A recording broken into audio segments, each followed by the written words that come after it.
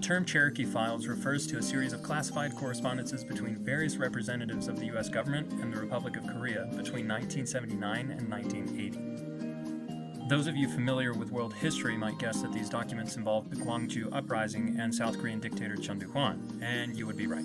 You might also know that this is a crucial time period not only for the US and ROK, but for the US and Iran as well, as the Iranian hostage crisis was at the forefront of global concern. You might think the Cherokee Files is a strange name for a series of top-secret documents related to Korea, and that's because it is. There's absolutely no connection to the Cherokees indigenous to the United States. The name was coined seemingly at random by Secretary of State Cyrus Vance as a code name for the secret messages.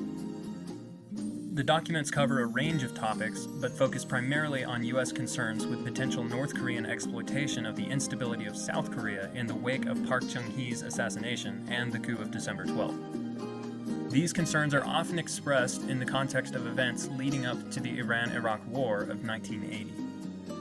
The controversy surrounding the Cherokee Files, if you can call it controversy, revolves primarily around a series of articles written by journalist Tim Sharrock, who claims U.S. culpability in the events of the Gwangju Uprising, and there is some tenuous evidence that the U.S. could partially be at fault.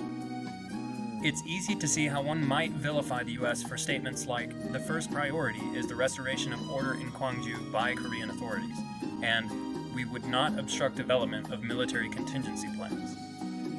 One might even go so far as to infer U.S. support of Chun Doo-hwan's plans for Gwangju based on statements like, the U.S. believes that demonstrations in the street threaten to provoke retrogressive actions on the part of the Korean government, which almost sounds like a threat. The message goes on to state that they, talking about the rebels, should not count on American support. The problem with Sharrock's analysis is that much of the context of the documents goes completely ignored. There's an abundance of evidence that the U.S.'s ultimate goal for South Korea was safety from North Korea and, in addition, the creation of a democratic government. And for the most part, that's what they eventually accomplished. Essentially, all U.S. actions aiding the regime were contingent on Chun Doo-hwan's commitment to democratization.